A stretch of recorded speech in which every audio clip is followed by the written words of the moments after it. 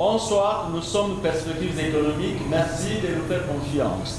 Perspectives économiques de ce soir, nous allons aborder, sinon nous allons focaliser notre attention sur la province du Nord Kivu. Comme vous le savez, depuis le découpage intervenu en 1988, la province du Nord Kivu s'est présentée comme une province modèle en termes de décollage économique. Mais entre-temps, il y a eu plusieurs guerres ou plusieurs interventions militaires qui sont intervenues dans cette province. Qu'est-ce qui en reste en termes des affaires économiques? Voilà pourquoi nous avons fait appel à un avocat des métiers, Maître Achille Kambale Kapanga. Avec lui, nous allons essayer d'analyser l'impact de la guerre sur l'évolution économique, sur les affaires dans la province du Nord Kivu. Et Maître Achille Kambale a l'avantage de revenir de Goma. Alors, la première question que je poserai, comment se porte l'économie du Nord Kivu? Nous d'abord, merci beaucoup pour nous recevoir sur ce plateau. Une occasion encore pour nous de présenter nos sentiments de compassion à différentes familles qui continuent à perdre leur au Nord Kivu, des innocents qui sont toujours massacrés. Et nous sommes en train de voir quand même les efforts à court des opérations conjointes des FARDC et UPDF qui font encore renaître l'espoir. Nous voulons que ça aille jusqu'au bout pour que la paix soit imposée. Sinon, nous revenons au Nord Kivu. Nous avons essayé un peu de palpation du terrain. On parle de l'économie.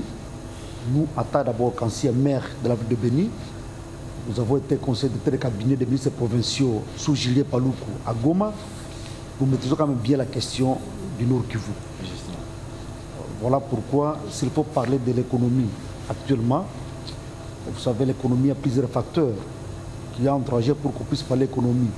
Mais ce qui est vrai que quand vous essayez un peu de comparer le Nord Kivu de 1990, comme vous le disiez, jusqu'à 2010-15, vous comprendrez qu'actuellement, la situation n'est pas celle-là.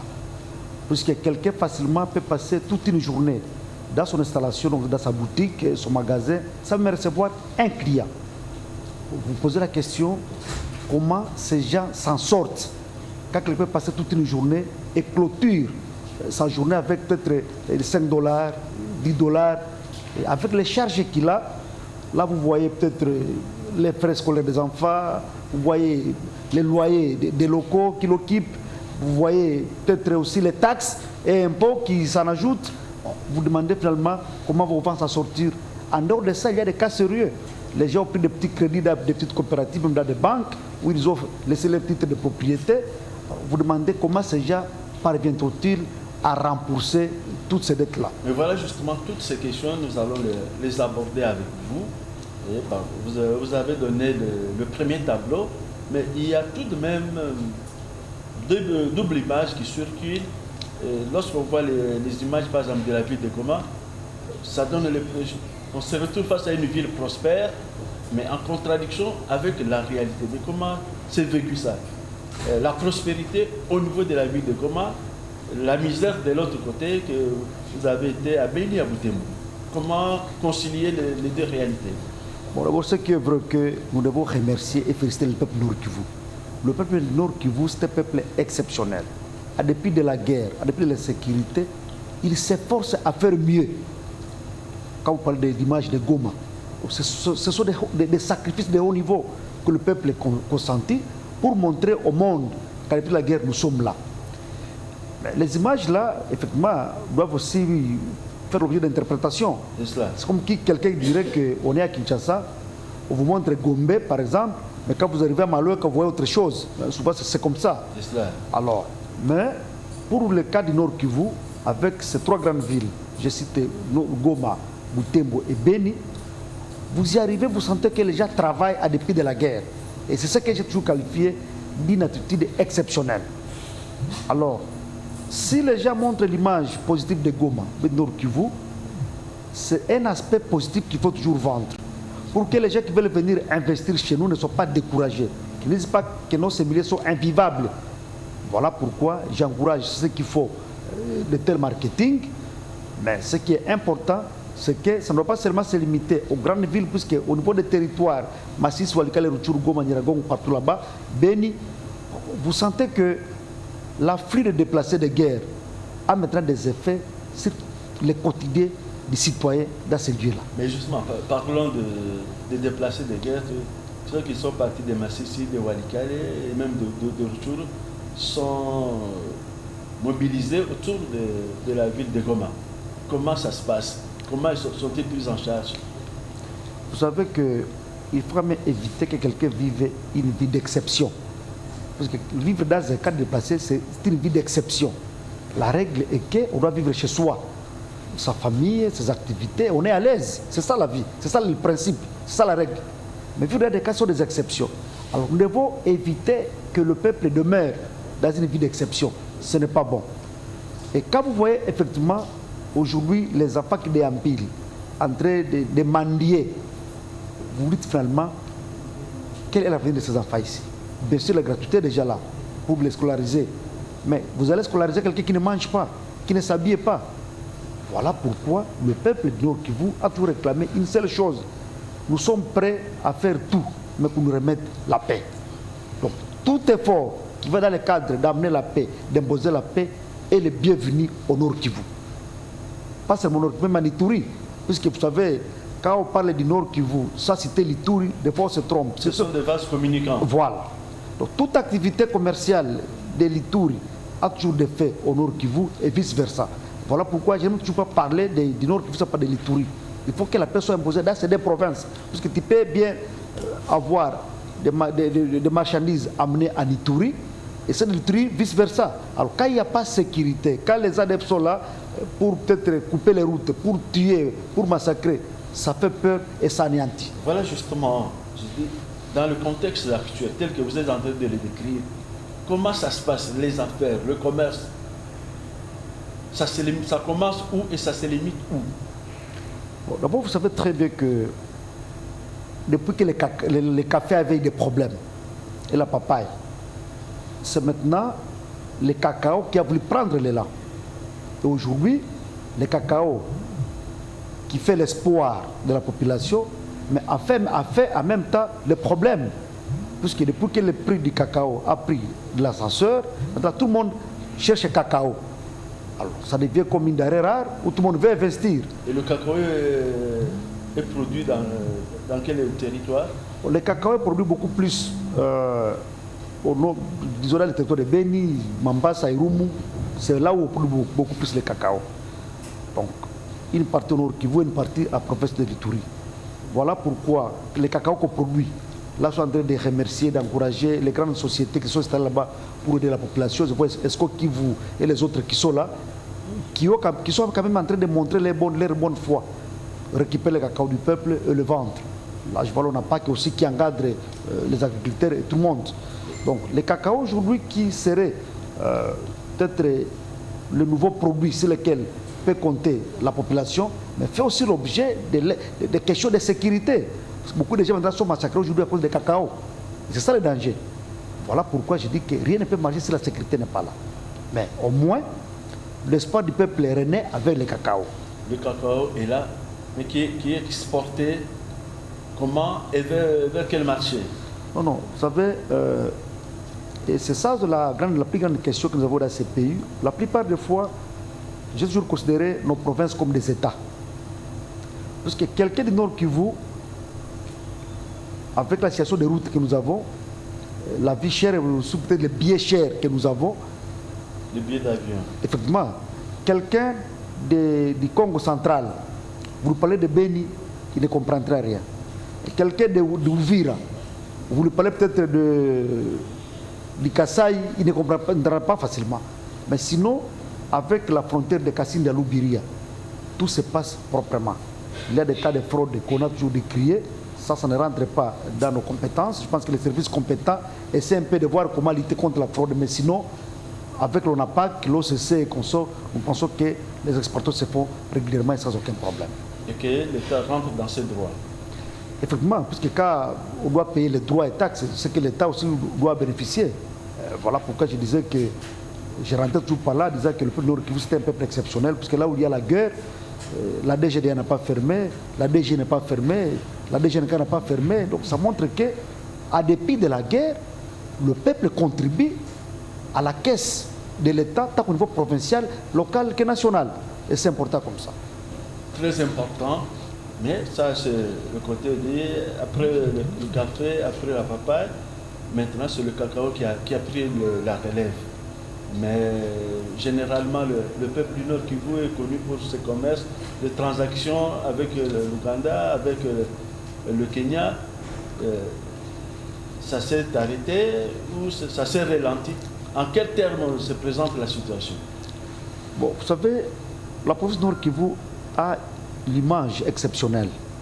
Quand vous arrivez à Goma, par exemple, vous voyez au niveau de la petite barrière, on dirait qu'il n'y a même pas de frontière entre le Congo et le Rwanda. Et quand vous voyez l'afflux qui est là, vous dites finalement, pourquoi on doit imposer la guerre à ces deux peuples? Moi, c'est la question que je me pose. Puisque les Rwandais viennent passer toutes les journées à Goma avec des bassins de marchandises à vendre. Surtout là, c'est comme, là je peux citer les haricots, beaucoup de produits vivriers qu'ils produisent là-bas sont vendus à Goma. Le Goma représente un marché important pour eux. C'est ce que je me dis. Pourquoi les Rwandais doivent faire la guerre à celui qui lui sert de marché? Parce que si on n'achète pas ces marchandises à Goma, mais ces gens sont des malheureux. Ces gens sont des malheureux.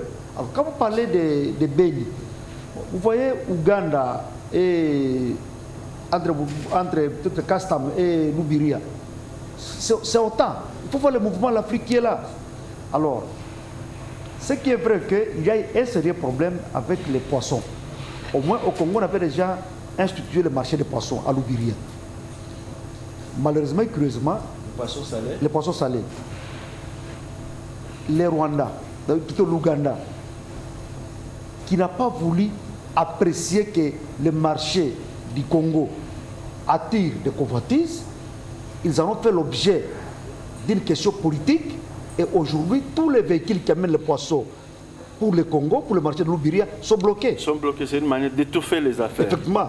Je suis en train de saluer les efforts du ministre Julien et les autres pour qu'on puisse trouver des solutions à cette question-là. Puisque quand quelqu'un doit amener ses poissons de la Tanzanie, par exemple, du Soudan, et quand il arrive à la frontière avec plomb, pour traverser, vous bloquez. On veut provoquer la faillite. Ça viole même certains principes. Ça viole certains principes. À qui? Pour l'RDC. Et voilà, je pense que les efforts sont en cours pour se trouver des solutions à cette question-là.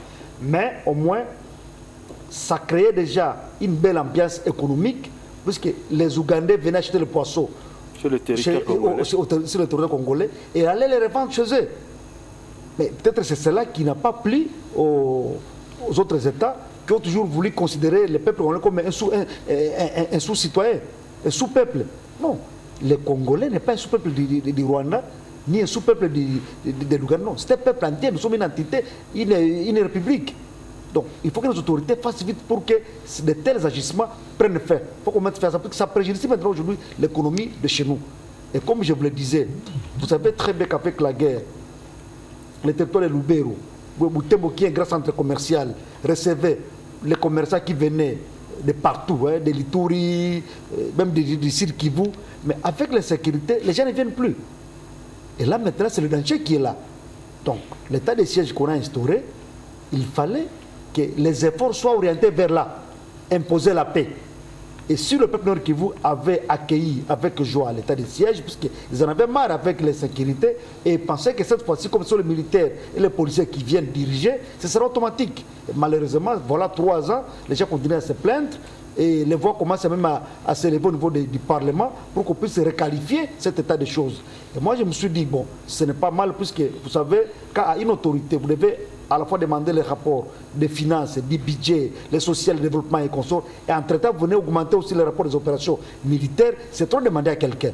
Donc, c'est mieux de laisser constitutionnellement à l'armée et à la police faire son travail, mais, et les civils faire le leur, en collaborant. Comme ça a toujours été ainsi. C'est le souhait de tout le monde. Puisque, rassurez-vous, on l'a toujours répété que ce n'est pas bon d'habiter nos hauts gradés aux fonctions civiles. Les militaires ont été créés pour les casernes, pour sécuriser la population et leurs biens, ou bien sécuriser la frontière nationale. Mais quand à cela doit s'ajouter des questions de gestion des budgets qu'on sort, ça désoriente. l'armée. Et le principe est sacré, il est connu, pour l'école. Donc nous devons aider nos militaires à bien faire leur travail. C'est pour cela qu'ils ont prêté serment. Oui, mais lorsque vous présentez ces faits, est-ce qu'il y a eu plus de pression parce qu'il y a eu état de siège ou c'est le fait des individus des tracasseries qui sont liées aux mentalités ou à la manière de faire les choses? Bon, vous savez, il y a un aspect très profond de cet état de choses-là. Il y a dernièrement le commandant, le chef adjoint chargé des renseignements était sur le terrain. Il a essayé un peu d'évaluer la situation, mais de donner certains ordres pour que certaines barrières puissent être un peu bannies. Et là, je suis de saluer les derniers messages officiels du ministre des VPM et de l'Intérieur, Jacques Chabani, qui a aussi ordonné que ça se passe au temps. Alors nous pensons que les efforts pareils font preuve de la bonne foi des autorités de remettre aussi la paix. Puisque quelqu'un qui a fui, il n'a peut-être que sa moto pour vivre. Mais pour qu'il aille à Bunia, il faut qu'il ait aussi un budget qu'on appelle un rapport. Donc, un rapport qui est prévu pour différentes barrières. Bon, comment quelqu'un va gagner quoi? Il a investi combien pour gagner combien avec cet état de choses-là? C'est parmi les causes qui étouffent l'économie, les tracasseries. Les policières. Effectivement. Et en dehors de ça, il y a même certaines taxes qu'il faut bannir. Parce qu'un peuple qui ne sait plus à quel se vouer, continue à demander impôts, taxes, vous la substituez davantage. Et comme le peuple nord Kivu ne vit que de l'agriculture uniquement, la plupart des fois c'est l'agriculture. Là, il n'y a pas assez d'entreprises, il n'y a pas assez d'emplois qu'on crée dans ce cadre-là. J'ai toujours souhaité que les crédits agricoles soient une réalité. Parce qu'aujourd'hui, maintenant, avec les effets de la guerre, les gens qui ont fui leurs différents milliers, ils sont maintenant en ville. Il faut maintenant qu'il y ait une économie de résilience. Voilà pourquoi les coopératives ou bien les banques doivent réfléchir comment donner des petits crédits à tout le monde qui peut en avoir besoin, afin de créer la résilience. Maître Kambale, mais comment imaginer que les banques qui ne sont pas congolaises, ce sont la plupart des banques commerciales, sinon toutes les banques commerciales appartiennent aux expatriés. Comment ces banques-là pourraient-elles se préoccuper du sort du Congolais moyen et lui donner des petits crédits? Bon, vous voyez, au-delà de décrier, nous devons avoir nos coopératives agricoles et nos banques agricoles. La RDC, c'est un pays à vocation agricole. Mais manquer une banque agricole, c'est comme si on ne veut pas de l'agriculture pour nourrir autant de millions.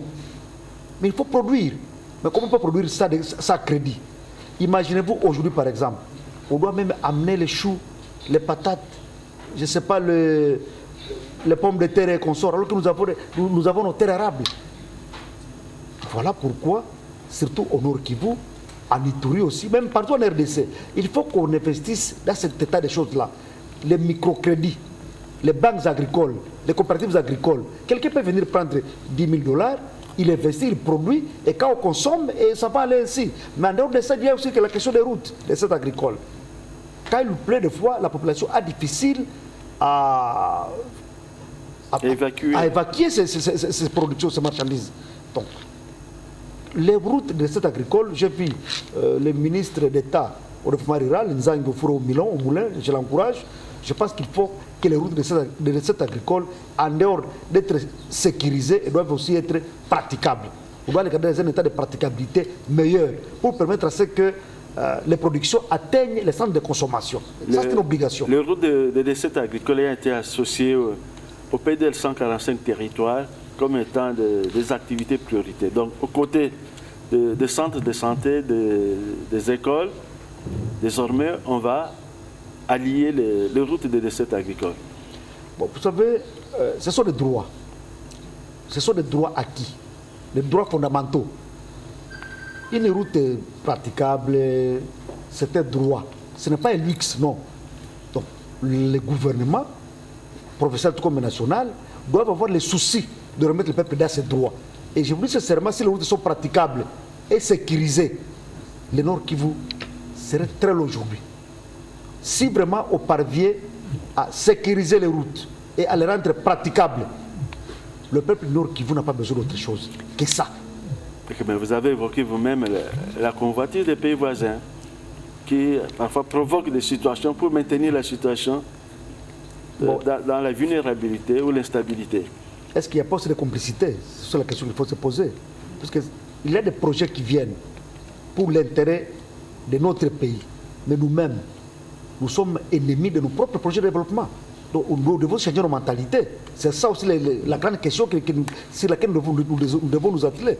Les Congolais aiment le lait du Congo, mais ça nourrit la vache.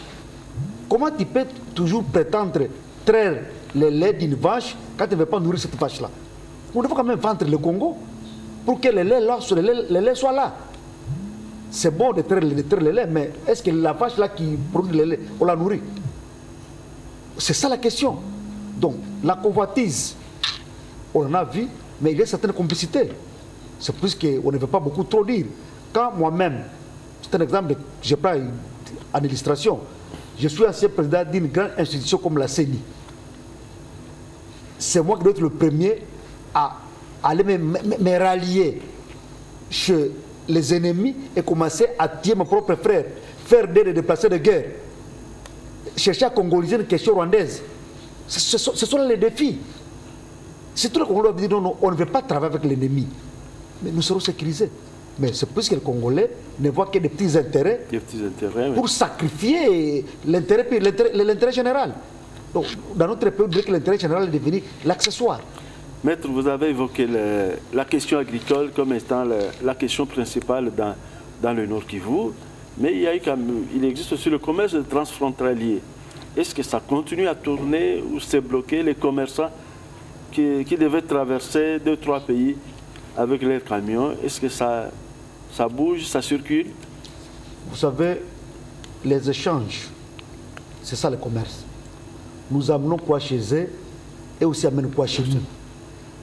Donc nous devons éviter de faire de notre pays un marché pour d'autres États. Donc, ils produisent pour nous vendre. Ils produisent pour venir nous vendre. Mais nous produisons quoi pour vendre quoi chez eux? On a parlé des minéraux, on ne refuse pas, mais on ne consomme pas les minéraux. On ne consomme pas les minéraux. Nous devons aussi quand même être en mesure de produire pour nous imposer. Dans le Nord Kivu, on n'importe pas la nourriture.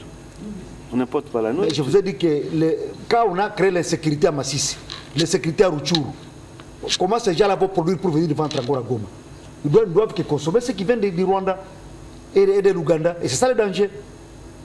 C'est ça le danger. Donc le commerce transfrontalier, comme vous l'avez dit, serait bon si tous les paramètres étaient assis. Je vous ai dit par exemple les poissons qu'on devait venir acheter chez nous en RDC sont bloqués au Rwanda, en Ouganda plutôt. Bon, certaines marchandises que nous devrions peut-être amener au Rwanda, nos productions locales, bon, il n'y a pas parce qu'il y a l'insécurité.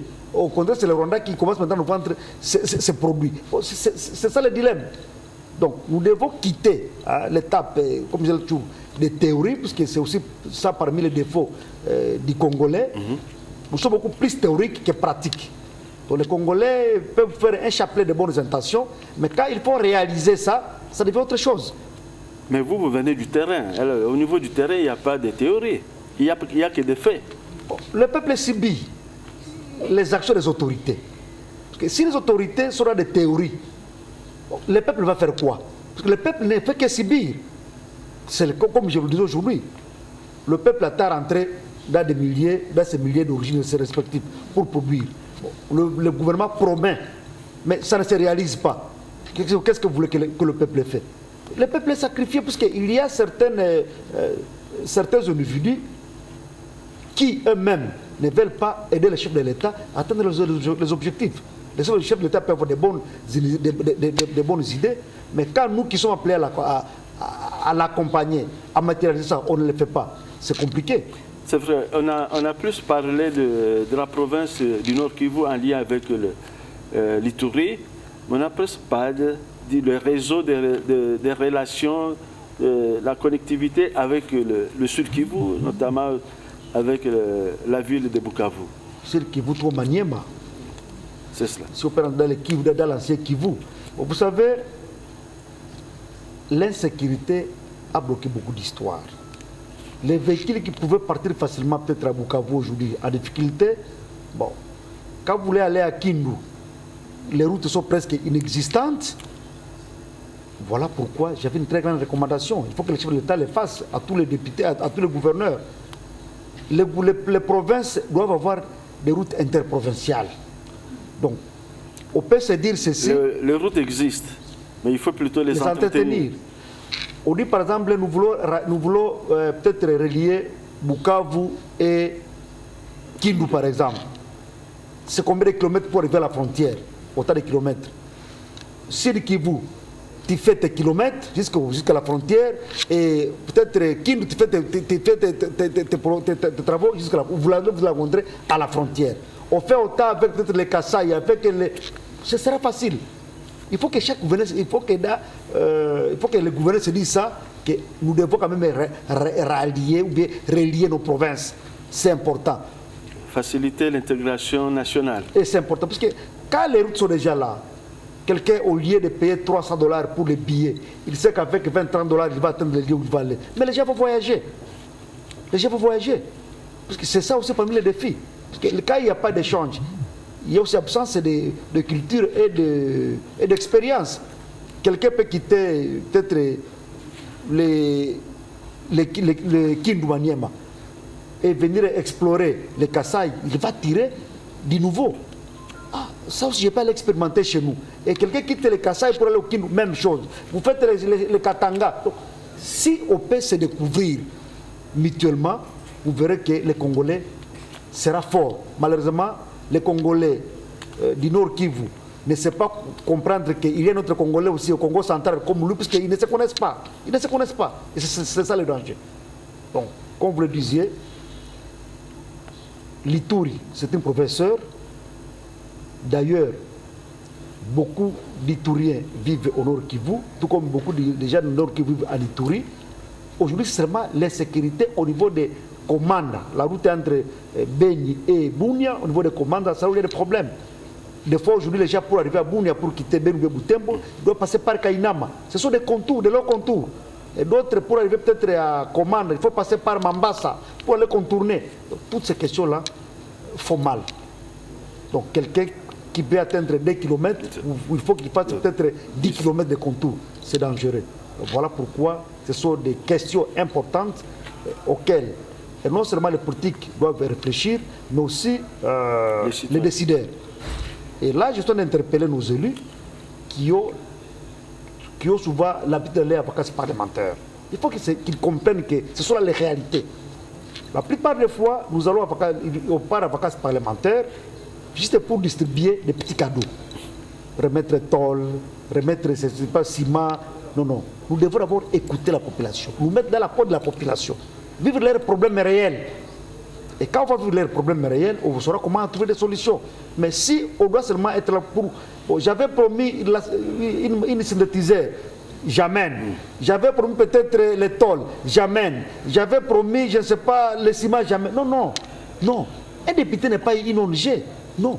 Vous devez voter des lois, vous devez même intégrer dans le budget national, ton provincial, les actions et en dans les suivis. On prépare le terrain pour les élections à venir et donc il faut se manifester de cette façon-là. Se manifester, c'est bien, mais il faut que le peuple aussi prenne conscience. Vous savez, souvent, quand le peuple... Effectivement, la plupart des fois, on exploite la misère du peuple, la pauvreté, effectivement. La naïveté aussi. Si quelqu'un va voter, ne sait pas même pas pourquoi il a voté. Donc nous devons maintenant expliquer au peuple, les votes c'est quoi? Vous votez, qui votez, pourquoi? Quand quelqu'un doit voter les sel, oui, moi je vais voter tel puisqu'il m'a donné un sachet de sel. Moi je vais voter tel puisqu'il m'a donné peut-être... il est venu m'acheter le café quand j'étais à l'hôpital. Bon. Quel rapport y a-t-il entre le Parlement et les cafés de l'hôpital? Le Parlement et les tôles. Est-ce que les tôles parlent au Parlement? Est-ce que les cafés parlent au Parlement?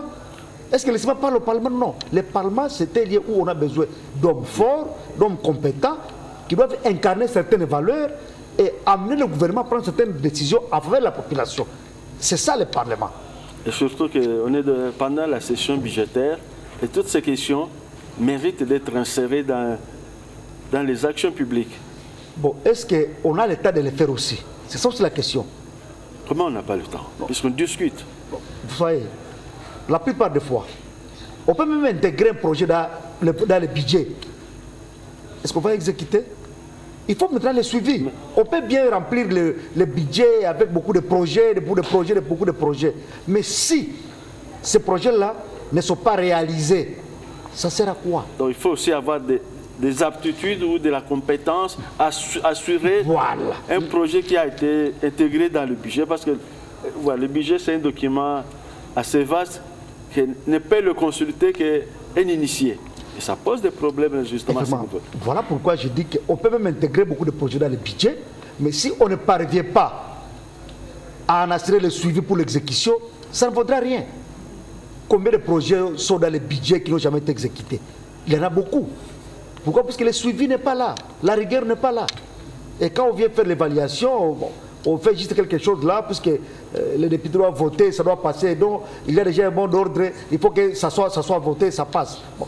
La démocratie se perd certaines de ses valeurs à ce niveau-là. Donc, il faut qu'il y ait des débats constructifs au niveau du budget. Et quand on vient assurer le suivi, qu'on dise non, cette année, vous avez promis réaliser ça, ça n'a pas été fait. Vous avez promis telle route, ça n'a pas été fait. Parce que quand moi, je dois financer un pont, si les études sont bien faites, le pont coûterait peut-être 100 000 $. Mais moi, je vais avec 20 000 $, je vais faire un pont de fortune. Ce ne sera pas un pont qui répond aux normes. Ce sera un pont de fortune. Il y a un type de campagne qu'on voit que non, lui aussi avait construit un pont ici. Alors que les normes n'ont pas été respectées. Or, si j'intégrais ces ponts-là dans les programmes du gouvernement et en assurer le suivi, ça allait avoir des effets.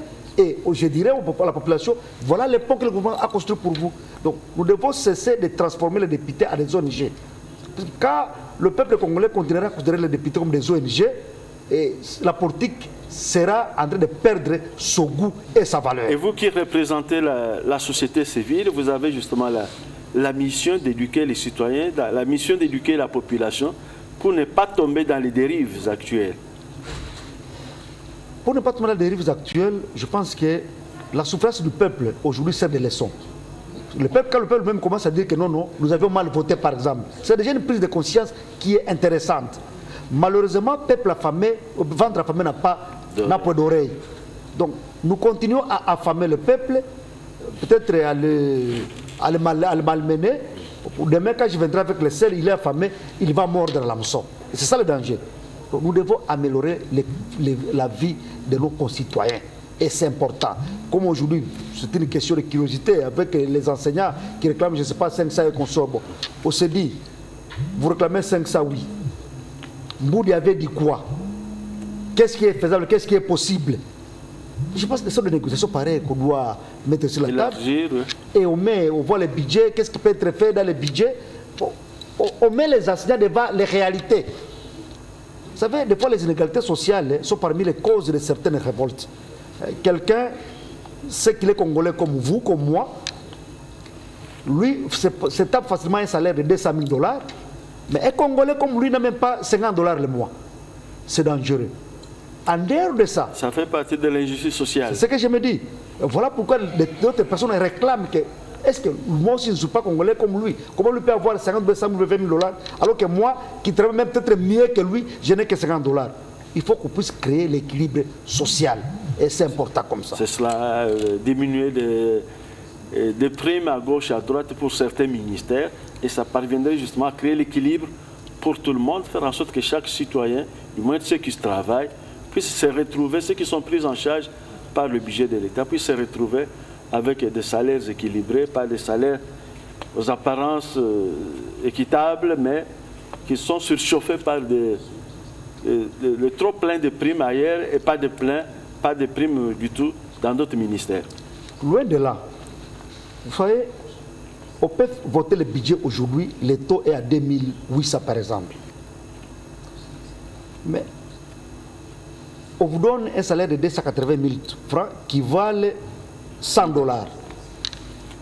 Mais est-ce qu'après 5-6 mois, les 280 000 francs que vous receviez là vaudront encore le même 100 $, qui vaudront encore les mêmes 100 $? C'est là où il y a la question. Alors justement, il faut travailler pour maintenir l'équilibre macroéconomique en ce moment-là. Quand on fait payer les taxes et les impôts, mais on affiche, non, taux du jour. le taux du jour est affiché, donc les taxes sont perçues au taux du jour et les impôts. Pourquoi ne pas faire autant pour le salaire des uns et des autres? Parce que vous êtes en train d'équilibrer les taux pour la perception des taxes et impôts. Mais quand il faut payer les agents ou bien les enseignants, c'est le taux de 1985 par exemple. C'est là où il y a le problème. Les salaires sont programmés généralement 3 mois d'avance. Et donc on ne peut pas payer les salaires sur base du taux du jour dès lors que 3 mois avant, on a déjà envoyé la commande au niveau de la Banque centrale. On appelle ça prévision budgétaire. Pourquoi ne pas leur donner? Parce que c'est calculé au taux. Pourquoi certaines autorités, elles se font payer en dollars? Moi, je ne vais pas prendre les francs, donnez-moi les dollars. À quel taux? C'est là où il y a le problème. Donc, si un militaire avait 220 000 francs, par exemple, qui équivalait à 100 $, aujourd'hui, 3-4 ans après, est-ce que cet argent-là équivaut les mêmes 100 $? C'est ça la grande question. Voilà pourquoi au niveau du ministère des Budgets, au ministère des Finances, ils doivent avoir des systèmes d'aménagement. Qu'on aménage, parce que quand vous avez perçu l'argent pour payer pour les taxes, vous aviez bien affiché, arrivé à la Cadeco, à la banque, partout, à la DGR, on vous dira, c'est bien marqué, taux du jour au temps. Donc c'est connu. Mais pourquoi ne pas appliquer ça quand vous payez les pauvres citoyens congolais? Et c'est ça, ça doit être la liste de nos élus. Les élus doivent suivre ça de près. Quand on veut payer les agents de l'État, est-ce qu'on a essayé aussi de penser au taux? C'est ça, parce que l'argent dévalue, la dévaluation là. Est-ce qu'on adapte les salaires à la dévaluation? En dehors de ça, les NP et les NI, comment expliquer que quelqu'un dans un État a un numéro matricule pendant 5-10 ans mais n'est pas payé? Donc, les numéros matricules chez nous servent à quoi finalement? C'est parmi aussi l'économie du pays. Quelqu'un qui a un numéro matricule, il fait 5-10 ans, il n'est pas payé. Alors, vous vous demandez, mais on lui a donné le numéro matricule, pourquoi? C'est vrai, il y a eu des catégories de gens dont depuis les 5 dernières années, ces questions ont été résolues, notamment pour les médecins. La majorité qui avait déjà passé plus de 5 ans, plus de 10 ans sans être matriculés, et ont déjà été payés. Et les enseignants aussi, la majorité ont été récupérés. C'est vrai qu'il y a toujours des nouveaux cas, mais la plupart, ceux qui étaient déjà intégrés au niveau de la fonction publique, leur cas a été déjà résolu. Non, parce que nous avons des cas. Comme moi, je viens de Béni, il y a des gens qui ont le numéro matricule. J'ai 5-10 ans depuis que j'ai ce numéro. Ce sont des cas particuliers. Vous voyez, moi, je pense que ça devait avoir un caractère automatique. On t'a identifié comme agent de l'État, on t'a donné le numéro matricule, donc tu entres directement dans le budget, parce que l'État te reconnaît. Donc tu as un enfant qui ne t'a pas donné le nom, mais il va s'appeler comment? Tu as un enfant avec ta femme, mais l'enfant n'a pas de nom. Mais il appartient à qui? Ça, c'est des difficultés, c'est des questions qui intéressent directement le niveau de la fonction publique, justement, avec la gestion informatique de toutes ces données. Y a-t-il des fausses données qui sont programmées et qui peuvent faire après autant de temps? Les missions sont régulières souvent. Il y a des missions qui s'effectuent régulièrement sur le terrain pour de tels cas. Oui, alors on effectuera combien de missions pour trouver des solutions? Ce sont des questions faciles. Donc, vous avez des données. L'organigramme de chaque service existe. Transcom, quel est l'organigramme du Transcom? Quels sont les agents? Et ce qui est mal est que quelqu'un peut venir aujourd'hui. Il n'a même pas besoin de votre grade ou votre ancienneté. On lui colle le numéro matricule, il commence à être payé, il devient votre chef. Voilà des questions qui fâchent.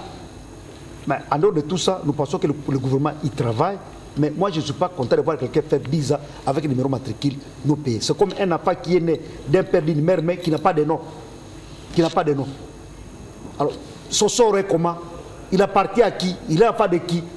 Pourquoi vous ne voulez pas donner le nom à votre enfant que vous avez vous-même enfanté? Ok, revenons à la question du départ sur la situation économique de la province du Nord Kivu. Comment envisager la sortie de crise? Comment regardez-vous l'avenir de cette province, la province du Nord Kivu, associée à la province de l'Ituri et même à la province du Sud Kivu? Comment vous imaginez l'avenir des affaires? L'avenir des affaires dépend de beaucoup de facteurs. Néanmoins, il faut beaucoup créer l'emploi. Parce que quand il n'y a pas de création d'emplois, souvent c'est difficile de parler de bonnes affaires. Oui, l'entrepreneuriat local existe, mais ça ne suffit pas. C'est comme aujourd'hui. Je l'ai même dit, il n'y a pas ça. Tous ces jeunes-là, qu'on ramasse par-ci par-là, aujourd'hui j'ai vu le ministre d'État est en train de désengorger les prisons. C'est que c'est intérieur à Makala. Voilà. Ces jeunes-là, ce sont des gens qui peuvent bien produire. D'ailleurs, moi je me suis dit que si j'étais aux côtés du ministre Moutamba, quand on est en train de sortir les gens de la prison, les services nationaux devaient être là. Normalement, oui. Donc on devait faire le choix. Toi, tu quittes la prison, que tu es prêt à aller au service national, et ces gens devaient te mettre en parquet et aller là-bas. Parce qu'on apprend maintenant que pour en faire des bâtisseurs, bien sûr. C'est ce que je me dis. Donc c'était une occasion de les récupérer et les ramener là-bas. Mais pour l'avenir prospère de notre économie, nous pensons que la première des préoccupations, d'abord la sécurité. Une fois la sécurité là, les activités seront prospères. Il faut qu'on entretienne les routes. Les routes ne sont pas entretenues. Les gens ont difficile d'atteindre le lieu de consommation, les lieux de production et les centres de consommation.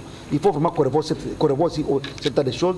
Et de deux, que les investisseurs viennent, qu'on mette aussi des banques de crédit, banques de crédit agricole, coopératives de crédit agricole, pour essayer de créer la résilience. Pour beaucoup de gens qui ont fui leur milieu là où ils produisaient ne savent plus rien faire. Maintenant, il y a lieu qu'on puisse créer une activité de résilience, ça va leur permettre quand même de vivre. Or, ils ont tout laissé là où ils vivaient. Ils n'ont rien, ils sont là des cas déplacés. Or, ils sont intelligents, ils ont de belles initiatives. Est-ce qu'il y a moyen de recréer la vie pour que ces gens-là aient des petits moyens? Parce que vous ne serez pas là en train seulement d'amener les dons, les aides. Non, il faut quand même que ces gens-là produisent aussi. Et quand ils vont commencer à produire, ils peuvent peut-être commencer aussi à payer des petites taxes et des petits impôts. Ça va aussi aider la caisse de l'État. Évidemment. Ah. Merci, Maître Achille Kambale Kapanga. Vous êtes bien évidemment ressortissant du Nord Kivu, vous avez assumé les fonctions de maire, vous avez été conseiller dans plusieurs ministères au niveau provincial, ce qui vous a permis d'avoir une vision générale de la situation et vous plaidez pour le retour de la paix, de telle sorte que les affaires, l'économie puisse redémarrer. L'économie ne saurait pas démarrer dans un contexte de crise, dans un contexte de vulnérabilité, la peur, l'insécurité gêne énormément les affaires dans le Nord Kivu. Mais pour l'instant, Perspectives économiques a voulu focaliser, tourner un regard vers ce secteur. Évidemment, l'économie marche avec la politique, l'économie marche avec la paix. Sans la paix, sans la sécurité, l'économie du Nord Kivu ne saurait pas véritablement décoller. C'est vrai qu'il y a quelque chose qui est en train d'être fait.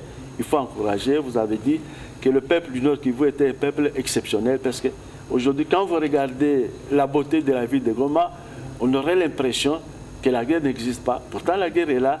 Et l'enjeu, c'est peut-être d'empêcher le dynamisme qui est en train de régner au niveau de la province par question de convoitisme. Pour l'instant, Perspectives économiques, nous mettons un terme à votre émission. Question de dire merci à Maître Achille pour sa contribution à la connaissance, sa contribution à la connaissance de la province du Nord Kivu, pour sa contribution à la connaissance de la province de l'Uturi, pour la contribution finalement à la connaissance de la République démocratique du Congo. Perspectives économiques, ça n'est fini pour ce soir.